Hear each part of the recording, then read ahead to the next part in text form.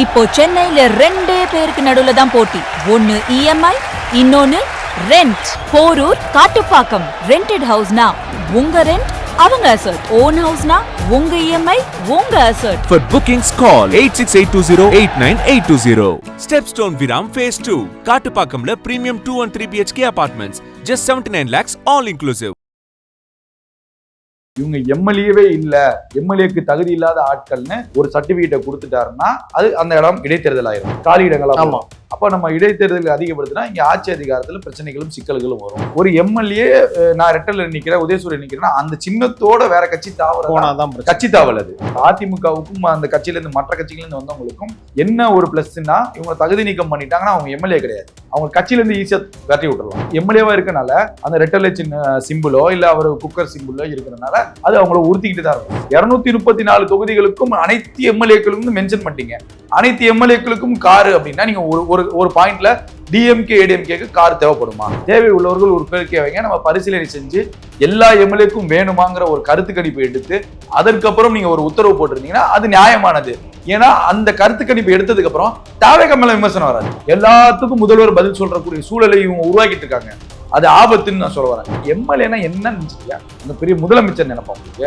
எம்எல்ஏனா என்ன? மக்கள் சேவை செய்யக்கூடிய சேவகன். அவனுக்கு 24 மணி நேரம் எந்த பிரச்சனைனாலும் நீ போகணும். அதுக்கு தான் உனக்கு ஓட்டு போட்டிருக்காங்க. உனக்கு 2 பிஏ வச்சுட்டு நீ 2 பேருக்கு அப்பாயின்மெண்ட் கொடுத்தது அதுக்கப்புறம் உன்னை வந்து பாக்குறா என்னத்துக்கு நீ எம்எல்ஏ ஆகணும்? உங்களை நம்பியில யாரும் ஓட்டு போடலங்க, அந்த ஒரு தலைவனுக்காக போட்ட ஓட்டுங்க. பிராண்ட், அந்த பிராண்டை நீங்க கேவலப்படுத்தாதீங்கன்னு சொல்லுவேன். இன்னைக்கு இந்த திமுக காரன் கையில இருக்கனா பெரிய அளவுக்கு இது இஷ்யூ பண்ணனா ஒட்டு மொத்தமா அந்த எம்எல்ஏக்கு கெட்ட பேரு கிடையாது. எம்எல்ஏ இருப்பான், அடுத்த 5 வருஷம் மாறிடுவான். அது மொத்தமா தலைவருக்கு கெட்ட பேருங்க. அப்ப தாவேக்காவுக்கு இது ஒரு பெரும் ஆபத்தை ஏற்படுத்தும். ஒட்டுமொத்தமாக இந்த சிஸ்டத்தை நீங்க கட்சிக்குள்ள மாத்த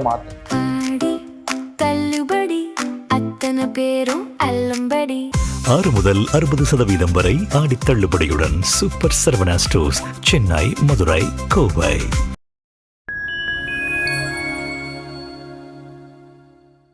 ஃபைன் டைம் நேயர்களுக்கு வணக்கம்.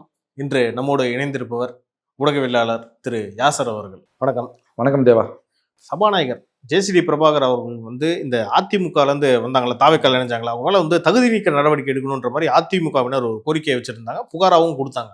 ஆனால் அது இப்போ உயர்நீதிமன்றம் என்ன சொல்லியிருக்காங்கன்னா, இல்லை ஜேசிடி பிரபாகர் ஸ்பீக்கர் எடுத்தது கரெக்டான முடிவு தான் அப்படின்னு சொல்லியிருக்காங்க. இது எப்படி பார்க்குறீங்க? இல்லை, இது ஒட்டுமொத்தமாக 21 எம்எல்ஏக்கள், அதாவது வந்து சில அதிருப்தி எம்எல்ஏக்கள் மற்ற கட்சியிலேருந்து தாவுனது, அதில் வந்து மன்னார்குடி எம்எல்ஏ அவரும் அதில் ஆட் ஆகுறாரு. ஸோ ஒட்டுமொத்தமாக 21 எம்எல்ஏக்களுக்கான தகுதி நீக்கம், அதாவது இவங்க எம்எல்ஏவே இல்லை, எம்எல்ஏக்கு தகுதி இல்லாத ஆட்கள்னு ஒரு சர்டிபிகேட்டை கொடுத்துட்டாருன்னா அது அந்த இடம் இடைத்தேர்தல் ஆயிரும், காலி இடங்களா. அப்ப நம்ம இடைத்தேர்தல் அதிகப்படுத்தினா இங்க ஆட்சி அதிகாரத்துல பிரச்சனைகளும் சிக்கல்களும் வரும். அதை கருத்தில் கொண்டு சபாநாயகர் என்ன பண்றாரு அப்படின்னா, அந்த நடவடிக்கையில எடுக்க முடியாதுன்னு சொல்லிட்டு அதை வந்து ரிஜெக்ட் பண்றாரு, தள்ளுபடி பண்ணிடுறாரு. அப்ப அவங்க தள்ளுபடி எதிர்த்து உயர்நீதிமன்றம் போகும்போது உயர்நீதிமன்றம் அப்ப என்ன சொல்லுதுன்னா, சபாநாயகர் எடுத்த முடிவு வந்து சரியான முடிவு, அது ஏன் நீங்க வந்து தகுதி நீக்கம் கேட்கறீங்கிற மாதிரி. ஏன்னா தகுதி நீக்கம்ங்கிறது ஒரு எம்எல்ஏ நான் ரெட்டல்ல நிக்கிறேன், உதயசூரியன் நிக்கிறேன்னா அந்த சின்னத்தோட வேற கட்சி தாவறதான் கட்சி தாவல். அது அதற்கான தடை சட்டம் நம்ம தமிழ்நாட்டில் அமல்ல தான் உண்டு. அது நம்ம சட்ட ரீதியாகவும் அதுல நடவடிக்கை எடுக்கலாம். அப்ப இதுல நீங்க கொண்டு வந்த தகுதி நீக்கம்ங்கிறது செல்லாதுங்கிறது ரிசைன் பண்ணிட்டு தானே வராங்க. ஆமா, எல்லாருக்குமே தெரியும். அப்படிங்கிறப்ப அதை நீங்க தேவையில்லாத ஒரு பிரச்சனை கிளப்பக்கூடிய விஷயங்களா பார்த்தாங்க. அப்ப தகுதி நீக்கம்னா இதுல அதிமுகவுக்கும் அந்த கட்சியில இருந்து மற்ற கட்சிகள் இருந்து வந்தவங்களுக்கும் என்ன ஒரு பிளஸ்னா, இவங்க தகுதி நீக்கம் பண்ணிட்டாங்கன்னா அவங்க எம்எல்ஏ கிடையாது, அவங்க கட்சியில இருந்து ஈஸியா வெட்டி விட்டுறலாம். ஆமா, இப்ப தகுதியில எம்எல்ஏவா இருக்கனால அந்த ரெட்டல்ல சின்ன சிம்பிளோ இல்ல அவர் குக்கர் சிம்பிளோ இருக்கிறதுனால அது அவங்கள உறுத்திக்கிட்டு தான் இருக்கும். இப்ப நீங்க தாவேக்காவுக்கு எதிராக, தாவேக்காவுக்கு ஆதரவாக அவங்க வாக்களிச்சா ரெட்டலையில இருக்கிறவங்களும் தானே வாக்களிச்ச மாதிரி வரும். ஆமா, அந்த பிம்பங்கள்லாம் இதாகும் சொல்லிட்டு ஓவராலா அதை இவங்க கேஸ் ஃபைல் பண்ணியிருந்தாங்க. அதுக்கான தீர்ப்பு தான் கொடுத்துருக்காங்க. ஸோ இது வரவேற்கத்தக்க தீர்ப்பு தான். ரைட். இது ஒரு தீர்ப்பு ஒரு பக்கம் போயிட்டு இருந்தப்ப இப்போ கார் கொடுத்துருக்காரு முதலமைச்சர், அதாவது எல்லா எம்எல்ஏக்களுக்கு, தாவேக்கா எம்எல்ஏக்கள் இல்லை பொதுவாகவே கொடுத்துருக்காங்க. ஆனால் அதை வந்து ஒருத்தர் சட்டமன்றத்திலே இல்லாத ஒரு மாபெரும் தலைவர் அண்ணன் சீமானவர்கள் வந்து விமர்சனம் பண்ணியிருக்காரு. எப்படி பார்க்குறீங்க? இல்லை, அது சில விமர்சனங்கள் நம்ம உண்மைன்னு தான் சொல்லணும், மாற்று கருத்து கிடையாது. இந்த முடிவுகளை வந்து தாவேக்கா கொஞ்சம் சரியா எடுத்துக்கலாம் நம்ம சொல்ல வரோம். ஏன்னா நம்ம கரெக்டா அதிமுகவை விமர்சனம் செஞ்ச அரசியலுக்கு வந்து ஒரு மாற்றத்திற்கான அரசியலுக்கு வரும்போது அந்த விமர்சனம் தாவேக்காவை நோக்கி வரக்கூடாதுங்கிறதுல தாவேக்கா உறுதியாக இருக்கணும். எல்லா நேரத்திலும் நீங்க கண்காணிப்போடு இருக்கணும். ஏன் தவற விடுறீங்கன்னு தான் நம்ம சொல்ல வரோம். இப்போ உங்களை நோக்கி விமர்சனம் வரும்போது அதற்கான பதிலடி நீங்க எப்படி கொடுப்பீங்க? 234 தொகுதிகளுக்கும் அனைத்து எம்எல்ஏக்களுக்கும் மென்ஷன் பண்ணிட்டீங்க. அனைத்து எம்எல்ஏக்களுக்கும் காரு அப்படின்னா நீங்க ஒரு பாயிண்ட்ல டிஎம்கே ஏடிஎம்கேக்கு கார் தேவைப்படுமா? நீங்க சொல்லுங்க ஒரு நெறியாளரா. ஏன்னா அங்க வந்து உதயநிதியில இருந்து எல்லாருமே இரண்டாம் முறை, அதாவது 2வது தடவை எம்எல்ஏக்கள் 3வது தடவை எம்எல்ஏக்கள் இருக்காங்க. அதிமுகலையும் அப்படிதான் இருக்காங்க. அதிமுக புதுமையான நின்றவர்களும் வசதி படைத்தவர்கள். அப்ப அவங்க நீங்க 57 இது ஒரு 41 நீங்க கழிச்சீங்கன்னா பாதி முடிஞ்சிடும். அப்ப உங்களுக்குள்ள 107 பேர் இருக்காங்க. 107 பேர்ல 33 அமைச்சர் இருக்கீங்க, சிஎம் சேர்த்து 34 பேர். அப்ப இந்த 34 பேருக்கு ஆல்ரெடி மினிஸ்டர் கார் இருக்கு. அப்ப அதை தாண்டி நீங்க அதுல எப்படி நீங்க வாகனம் கொடுப்பேன்னு சொல்ல முடியும்? அப்ப அந்த கேள்விகள்லாம் வருது. அப்ப அதை தாவேக்காத தவிர்த்து இருக்கணும்னு நம்ம சொல்ல வரோம். நீங்க யாரு கோரிக்கை வச்சீங்களோ, இல்ல நீங்க எந்திரிச்சு என்ன சொல்லியிருக்கணும், வாகனம் தேவைப்படுபவர்கள் சபாநாயகர் அணுகியோ, இல்ல தமிழக முதல்வரை அணுகையோ, இல்ல அந்த துறை சார்ந்த அதிகாரிகள் அமைச்சர்கள் அணுகியோ, தேவை உள்ளவர்கள் ஒரு கோரிக்கை வைங்க, நம்ம பரிசீலனை செஞ்சு எல்லா எம்எல்ஏக்கும் வேணுமாங்கிற ஒரு கருத்து கணிப்பு எடுத்து அதற்கப்புறம் நீங்க ஒரு உத்தரவு போட்டிருந்தீங்கன்னா அது நியாயமானது.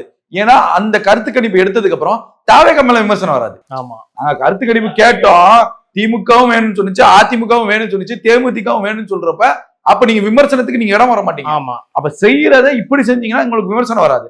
நீங்க ஒட்டுமொத்தமாக 110 விதியின் கீழ் நீங்க அறிவிக்கும் போது சிக்கல் வரும். கண்டிப்பா. 110 விதிங்கிறது பெரும்பாலும் நிறைய பேருக்கு தெரியாது. 110 விதிங்கிறது அவசர கால விதி. எஸ், அவசரம் எமர்ஜென்சியான சிச்சுவேஷன்ல அது அறிவிக்கக்கூடிய விதி. அந்த விதியின் கீழே எமர்ஜென்சியாக நம்ம அறிவிக்கும் போது ஒருமிதமாக அனைவரும் எல்லா கட்சி எம்எல்ஏக்களும் ஆதரவு கொடுக்கிறது அந்த விதியின் கீழே வரணும். சில அவசர கால மசோதாக்கள் தாக்கல் பண்றது அந்த மாதிரி அந்த விதியில நீங்க ஒரு விஷயத்த பண்ணிட்டீங்கன்னா அதுல கேள்வி பதில் நடக்காது, விமர்சனங்கள் வராது. அப்படி இருக்கும்போது நம்ம அதை அறிவிக்கும் போது கவனமாக அறிவிக்கணுங்கிற ஒரு சூழல் இருக்கு. நம்ம வந்து குறை சொல்லல, ஆனா கோரிக்கையா சொல்றோம். இதை நீங்க தவிர்த்துட்டு நீங்க கருத்து கணிப்பு முறையில ஒரு பட்டனோ ஏதோ ஒன்று கொடுத்து, இல்ல ஒரு லெட்டரோ ஏதோ கொடுத்து, இத்தனை பேருக்கு எம்எல்ஏ இத்தனை பேர் கேட்கறாங்கன்னு சபாநாயகர் ஆம் இல்லங்கிறவங்க இத்தனை பேர் சொல்லிட்டீங்கன்னா முடிஞ்சு போச்சு.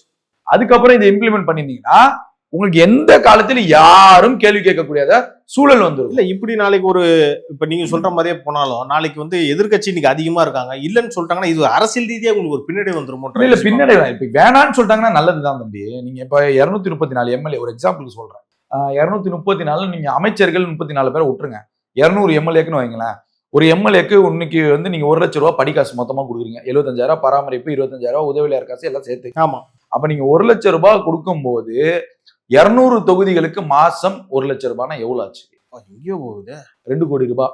இந்த 5 வருஷத்துல மட்டும் அது 100 கோடி ரூபாய்க்கு சமம். 2 10ங்க. ஆமா ஆமா, 10 பண்ணீங்கன்னா 100 கோடிங்க. 100 கோடி யார் காசுல இருந்து கொடுப்பீங்க? ஆல்ரெடி எம்எல்ஏக்களுக்கு நிறைய சலுகை இருக்கும்போது ஏன் தரணுங்கிற ஒரு கேள்வி இருக்கு. ஆனா அதுவும் மக்கள் பணிக்கு தானே போகுது. அதுக்கு இப்ப அதுல 2 விஷயம் இருக்கு. நான் இன்னொன்னு சொல்லவா? இப்ப நான் உனக்கு கார் கொடுத்துட்டேன், நீ சென்னையில தான் இருக்க, சென்னைக்கு பனையூருக்கோ வந்திருக்க, இல்ல அதிமுக திமுக ஆபீஸ்க்கோ வந்திருக்க, லோக்கல்ல உனக்கு ஒரு பிரச்சனை, 24 மணி நேரத்துல நீ போயிடுற. ஆனா போய் அந்த தொகுதியில நீ போய் பார்க்கலன்னா மக்கள் உன்னை சும்மா விடுவாங்களா? கண்டிப்பா கேட்டுதான் ஆகணும். வண்டி கொடுத்துட்டாங்க, டிரைவரும் கொடுத்துட்டாங்க, 75,000 பராமரிப்பு படியும் கொடுக்குறாங்க. சொல்லி நீ வந்து தொகுதியில பாக்கலன்னா இது யாருக்கு பிரச்சனைகள் ஏற்படுது? அவங்களுக்கே அவங்க சுனி வச்சுக்கிறோம். அதுதான் சொல்ல வரேன். அதுதான் அங்க சிக்கல்னு சொல்ல வரேன். சில எம்எல்ஏக்கள் வந்து சும்மாவே இப்ப நவர மாட்டாங்க. தாவேக்காலையும் இருக்காங்க, சும்மாவே நவர மாட்டுறதுங்க. தாவேக்கால பெரிய அப்பாட்டக்கிற மாதிரி ஏதோ இவங்க வந்து வானத்துல இருந்து குதிச்சோம் அந்த மாதிரி சில எம்எல்ஏக்கள் 3 மாசத்துலயேவா? ஆமா, இந்த தாவேக்கால சில பேர் இருக்காங்க தம்பி. நான் உண்மையை தான் பேசுறேன், பொய்யெல்லாம் பேசுறேன். உண்மையில சில அமைச்சர்கள் சில எம்எல்ஏக்கள்லாம் இருக்காங்க. சில பேர்லாம் வந்து ஒரு 180% எம்எல்ஏக்கள் நல்லா வேலை பார்த்தாங்கன்னா இந்த 20% பண்ற கன்றாவித்தனத்தினால ஒட்டுமொத்தமாக தாவேக்கா கெட்ட பேர் கிட்ட போகுது. எல்லாத்துக்கும் முதல்வர் பதில் சொல்றக்கூடிய சூழலை இவங்க உருவாக்கிட்டு இருக்காங்க. அது ஆபத்துன்னு நான் சொல்ல வரேன். எல்லாத்துக்கும் முதல்வர் எந்திரிச்சு பதில் சொல்லணும், எல்லாத்துக்கும் முன்னவர் எந்திரிச்சு பதில் சொல்லணும், எல்லாத்துக்கும் ஆதோ பதில் சொல்லணும். நீங்க என்னத்துக்கு டேஸுக்கா வந்தீங்க? எம்எல்ஏவா சட்டமன்ற உறுப்பினர் தேர்ந்தெடுத்தீங்க, மக்கள் பணி செய்ய முடியுங்க. இன்னொரு இங்க சென்னையிலேயே வந்து சொல்றேன், குறிப்பா இதை தனியா நீங்க ஒரு சாட்சி கூட போடுங்க. சென்னையிலேயே ஒரு எம்எல்ஏ நீங்க பாக்கணும்னா ஒரு கம்யூனிஸ்ட் தலைவர் என்கிட்ட பேசுறாரு, தம்பி கடந்த காலங்களில் திமுக எம்எல்ஏ இருக்கும்போது போன் பண்ணா எந்த நேரத்துல எடுப்பாரு. அவருக்கு நான் கம்யூனிஸ்ட் கட்சின்னு சொல்ல தம்பி, பொதுவாகவே மக்கள் போன் பண்ணா எடுப்பாரு. இப்ப தாவேக்காவுடைய எம்எல்ஏ 2 PA வச்சுக்கிறாரா, 2 PA அப்பாயின்மெண்ட் வாங்கிட்டு அந்த அப்பாயின்மெண்ட் ஓகே ஆனதுக்கு அப்புறம் வந்து பாக்கணுமா? ஒரு அவசர எம்எல்ஏனா என்ன நினைச்சிருக்கியா? இந்த பெரிய முதலமைச்சர் நினைப்பா உங்களுக்கு? எம்எல்ஏனா என்ன? மக்கள் சேவை செய்யக்கூடிய சேவகன். அவனுக்கு 24 மணி நேரம் எந்த பிரச்சனைனாலும் நீ போகணும். அதுக்கு தான் உனக்கு ஓட்டு போட்டிருக்காங்க. உனக்கு 2 PA வச்சுட்டு நீ 2 பேருக்கு அப்பாயின்மெண்ட் கொடுத்தது அதுக்கப்புறம் உன்னை வந்து பாக்கணும்னா என்னத்துக்கு நீ எம்எல்ஏ ஆகன? கேள்வி வருது, எதுக்கு நீ எம்எல்ஏ? அந்த மாற்றமே இல்லையா? இந்தியாவுடைய கான்ஸ்டிடியூஷன் படி, இந்தியாவுடைய அரசியலமைப்பு சட்டத்தின்படி ஒவ்வொரு, அதாவது பிரதமர்ல இருந்து முதல்வர் வரைக்கும் எல்லாருமே, நான் சொல்றது சட்டத்தின்படி எல்லாருமே வந்து அலுவலர்கள் தான். நீங்க அதிகாரினே கூப்பிடக்கூடாது, தெரியுமா உங்களுக்கு? அதிகாரினே கூப்பிடக்கூடாது. அதிகாரினே வார்த்தையே கிடையாது நம்ம இந்திய சட்ட அரசியலமைப்பு சட்டத்துல கிடையாது. அலுவலர்கள் தான். நீங்க செய்தி தொடர்பு அலுவலர்கள், மக்கள் அலுவலர்கள், மக்களுக்காக ஊழியம் செய்யக்கூடிய அலுவலர்கள் தான். அதிகாரின்ற வார்த்தை நம்ம இந்தியால கிடையாது. அரசு அலுவலர்கள். அரசு அலுவலர்கள், இதுதான் உண்மை. இதான் கான்ஸ்டிடியூஷன்ல இருக்கு. அப்படி இருக்கும்போது நீங்க என்ன அதிகாரிகளா இல்ல ஒரு கொம்பு முடஞ்சிருக்கா எம்எல்ஏன்னா? நீங்க இப்போ வந்து ஒரு 2 வருஷத்துல ஜெயிச்சிட்டீங்கன்னா உங்களுக்கு அவ்வளவு பெரிய இதா? அதெல்லாம் போக போக அவங்களே மக்களே பாடம் கற்று கொடுத்துருவாங்களோ. ஏங்க நீ எப்படியே நாசமா போயிட்டு போ, அதை பத்தி நான் கவலைப்படல. உன்னை நம்பி ஒரு தலைவன் முதலமைச்சர் ஆகும்போது அந்த தலைவன் தானே அதுக்கு பதில் சொல்லணும். இப்ப திமுக காரால அதை கண்டுபிடிச்சு விமர்சனம் வச்சா நீங்க எங்க என்ன யார் பதில் சொல்லுவா? அவங்க பண்ற நீ இந்த முறை இருப்பா, அடுத்த முறை உனக்கு சீட்டு தர மாட்டாங்க, வரட்டி விட்டுருவாங்க. அந்த தொகுதியை அப்படி காலங்காலத்துக்கு எப்படி தாவே தக்க வைக்க முடியும்? அதுதான் ஒரு இப்ப சமீபத்துல ஒரு இன்டர்வியூல பார்த்தேன், ஒரு எம்எல்ஏ கூட பேசியிருந்தாரு. நாங்க தப்பு பண்ணா முதலமைச்சரே போன்ல வருவார்ன்ற ஒரு விஷயத்த சொல்றாங்க. அது எப்படி பாக்க? இல்லைங்க, அதெல்லாம் வந்து பாக்குறாருங்க, ரொம்ப ஹையரான இஷ்யூங்க. இப்ப நம்ம சொல்றதெல்லாம் களத்துல இருந்து நம்ம சொல்றோம். இப்ப நம்ம களத்துல இருந்து சொல்றோம். நான் அந்த தொகுதி பேர்லாம் சொல்லல, களத்துல இருந்து சொல்றேன். 2 PA இருக்காங்களா இல்லையான்னு கேளுங்க. நான் உங்களுக்கு தொகுதி சொல்லிட்டு போறேன், நீங்க அதுக்கப்புறம் மக்கள்கிட்ட போய் விசாரிங்க. எவிடன்ஸோட தான் சொல்றேன். நான் உங்களுக்கு எழுதி கொடுக்குறேன். இந்த ஏரியாவுக்கு போய் பாதிக்கப்பட்ட மக்களை போய் பாருங்க. நீங்க ஃபைன் டைம்ல இருந்து ஒரு வீடியோ எடுத்து போடுங்க. இந்த எம்எல்ஏ நீங்க கான்டாக்ட் பண்ண முடிஞ்சான்னு ஒரு வார்த்தை கேளுங்க. சென்னையில மட்டும் தான் சவால் கொடுக்குறேன். தமிழ்நாடு ஃபுல்லாவே இருக்காங்களா அந்த மாதிரி சில பேர்? எனக்கு வந்தது சென்னையில ஒரு தகவல் நான் சொல்றேன். அப்ப நான் எதுக்காக இது சொல்றேன்னா, குறை சொல்லவில்லை, தாவேக்காவே நான் குறை சொல்லவில்லை, மாற்றிக்கொள்ளுங்கன்னு சொல்றேன். நீங்க மாற்றத்திற்காக ஒரு அரசியலமைப்பை கொண்டு வரும்போது அந்த மாற்றத்தை நோக்குங்கன்னு சொல்லுங்க. நீங்க மக்கள் சேவை செய்யக்கூடிய ஒரு அலுவலர், அவ்வளவுதான். சேவகர். உங்களுக்கு 2 கொம்புலாம் கிடையாது. உங்களுக்கு என்ன வேலைன்னு நான் கேட்கிறேன். மக்களை சந்திக்க மாட்டீங்க, போன் எடுக்க மாட்டீங்க, 2 BA போட்டுக்கிறீங்க. எதுக்கு உங்களுக்கு எல்லாம் PA கேட்கிறேன்? மக்கள் சேவை செய்யக்கூடிய வந்த உறுப்பினர்கள் நீங்க. அது நீங்க சொல்றவர் வந்து அமைச்சரா? இல்ல அதெல்லாம் கிடையாது. எம்எல்ஏ, சாதாரண எம்எல்ஏ தான். சாதாரண எம்எல்ஏக்கேவா? அதனால வந்து இந்த மாதிரி ஒரு என்னன்னா ஒரு ரொம்ப வருத்தத்துக்கான செயல் இதெல்லாம். இப்போ நீங்க திமுகல இருந்த எம்எல்ஏவே அப்படி செய்யலைங்கிறப்போ அது ஒரு பெரிய வருத்தமா இருக்குமா இருக்கும். அந்த வார்த்தையை அவர் சொல்லலைன்னா பிரச்சனை கிடையாது. அவர் மட்டும் இல்ல, நான் அதுக்கப்புறம் அவர் சொன்னதுக்கு அப்புறம் விசாரிச்சேன், உண்மைதானா? ஆமா உண்மைதாங்க. அவர்கிட்ட பேசின பல பேரும் கூட சொன்னாங்களா அந்த மாதிரி? தலைவர் கம்யூனிஸ்ட் கட்சியோட நிர்வாகி ஒருத்தர் பேசுறாருங்க. இல்ல கம்யூனிஸ்ட் கட்சி தலைவர் இல்ல, மக்கள் யாரா சொன்னாங்களா? மக்களே சொல்றாங்க உண்மையதானாங்க. விசாரிச்சா ரிப்போர்ட்டர்கிட்ட கேட்டேன், ரிப்போர்ட்டர் ஆமா சார் அப்படிதான் சார் பண்றாங்க, என்ன சார் பண்றது அப்படின்லாம் கேட்கறாங்க. அப்புறம் என்ன உங்களுக்கு இந்த வேலைன்னு நான் கேட்கிறேன். இப்ப ஒட்டுமொத்தமாக இந்த மாதிரி கட்டமைப்பை கைவிடுங்க. நான் என்ன கேட்கிறேன், உங்களை நம்பிலாம் யாரும் ஓட்டு போடலங்க. அந்த ஒரு தலைவனுக்காக போட்ட ஓட்டுங்க, பிராண்ட். அந்த பிராண்டை நீங்க கேவலப்படுத்தாதீங்கன்னு சொல்றேன். இன்னைக்கு இந்த திமுக காரன் கையில எடுத்தனா பெரிய அளவுக்கு இது இஷ்யூ பண்ணனா ஒட்டு மொத்தமா அந்த எம்எல்ஏக்கு கெட்ட பேரு கிடையாது. எம்எல்ஏ இருப்பான், அடுத்த 5 வருஷம் மாறிடுவான். அந்த மொத்தமா தலைவருக்கு கெட்ட பேருங்க. அந்த தொகுதி நீங்க திருப்பி தக்க வைக்கவே முடியாதுங்க. சென்னையை நீங்க உடைச்சிருக்கீங்கன்னா அந்த தொகுதி எப்படிங்க தக்க வைப்பீங்க? கண்டிப்பா ஹிஸ்டரிங்க அது. சென்னையை தகர்த்து ஹிஸ்டரி. அப்புறம் நீங்க எனக்கு அதுதாங்க கோவம் வருது, வேற ஒண்ணும் கிடையாது. நீங்க எல்லாமே அந்த மாதிரி பண்ணிட்டு நீங்க கிருத்துருவம் பண்ணீங்கன்னா அது எப்படி ஏத்துக்க முடியும்? இதெல்லாம் விஜய் அவர்கள் இந்த 3 மாசம் நீங்க பார்த்த வரைக்கும் சொல்லுங்க. தயவு செஞ்சு ஃபைன் டைம் இது எப்படியாவது கொண்டு போய் விட்டுருங்க. அதான் நான் சொல்ல. அவ்வளவுதான். இந்த 3 மாசம் அப்சர்வேஷன்ல விஜய் அவர்கள் இந்த எம்எல்ஏ அமைச்சர்கிட்ட ஏதோ நடவடிக்கை எடுத்த மாதிரி நீங்க ஏதோ ஃபீல் பண்றீங்க? இல்ல, நடவடிக்கை எல்லாம் எடுத்துட்டு இருக்காங்க. இப்ப சோளிங்கர் எம்எல்ஏ வந்து இந்த பத்திரிகை தாங்க இருந்து அதுல 21 பிரிவுகள் கீழ் வழக்கு பதிவு பண்ணியிருக்காங்க. சட்டமன்றம் முடிஞ்சு அவர் விசாரணைக்கு ஆஜராகணும். சட்டமன்றம் இருக்கனால தப்பிச்சிட்டாரு. சட்டமன்றம் முடிஞ்சு விசாரணைக்கு ஆஜராகணும். எஃப்ஐஆர்ல ஃபைல் எல்லாம் சேர்த்துறாங்க, வரவேற்கிறோம். சில மாவட்ட தலைவர்கள் பல பேர் மேல நடவடிக்கையில எடுக்கிறாங்க. உளவுத்துறையின் மூலியமாக முதல்வர் ஹைலி கான்பிடென்சியல் விஷயத்தை தான் முதல்வர் வந்து ஃபர்ஸ்ட் ப்ரிஃபரன்ஸா வச்சுப்பாங்க. எல்லா முதல்வரும் கட்சியில நடக்கக்கூடிய சின்ன சின்ன விஷயங்களை பொதுச் செயலாளர் அடுத்தடுத்து நீங்க பாத்துக்கோங்க தான் சொல்லுவாங்க. அப்ப நீங்க இது வந்து அது திரும்பி கவனம். ஏன்னா இப்ப முதல்வருக்கு இப்ப தென்மண்டல மாநாடு அது இதுன்னு ஒரு எல்லாமே இஷ்யூவா போகும்போது ஹைலி கான்பிடென்ஷியலான விஷயங்களை மட்டும் நோட் பண்ணி பண்ணுவாங்க. இந்த மாதிரி சின்ன சின்ன விஷயங்களை பண்ண மாட்டாங்க. ஆனா இந்த சின்ன சின்ன விஷயங்கள் தான் அடுத்த முறை ஆட்சிக்கு அமர விடாமல் பண்ணும், பெரிய சிக்கல் ஏற்படும். அப்ப அதுக்கு ஒரு குழு வைங்க. நான் என்ன சொல்றேன், எம்எல்ஏகளை கண்காணிக்கக்கூடிய ஒரு குழுவை வைங்க. எம்எல்ஏக்கள் ஒரு மாதந்தோறும் ஒண்ணு கிடையாதுங்க, மாதந்தோறும் ஒரு எம்எல்ஏ எத்தனை மனுக்கள் பெறப்பட்டது, எத்தனை மனுக்களுக்கு நீங்க தீர்வு காணுவீங்க, இதெல்லாம் ஒரு அட்டவணை போட்டு இந்த எம்எல்ஏக்களுக்கு நீங்க பாடம் எடுத்தீங்கன்னா அடுத்த 5 வருஷம் சூப்பரா போகும், ஆட்சி சூப்பரா போகும். ஏன் இந்த மனுல நீ மனு நடவடிக்கை எடுக்கல?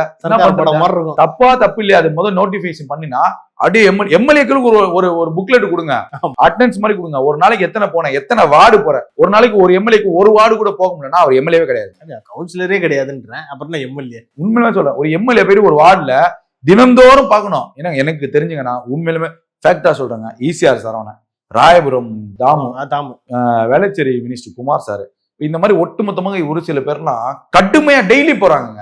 தாமுல என்ன நினைச்சிருக்கீங்க நீங்க? சட்டமன்றம் முடிஞ்சு டெய்லி ஒரு வார்டுக்கு போறாரா? ஈசிஆர் சரவணன் டெய்லி போறாரு. நீங்க இப்படி எம்எல்ஏக்கள் வேலை பார்த்துட்டு இருக்கும் போது இந்த மாதிரி சில பைத்தியகாரத்துல எம்எல்ஏ இருக்கும்போது கோவம் வருமா? அப்ப அந்த எம்எல்ஏ எவ்வளவு கஷ்டப்பட்டு அவங்களா தாமு ஈசிஆர் சரவணன் வேலை பார்ப்பாங்க.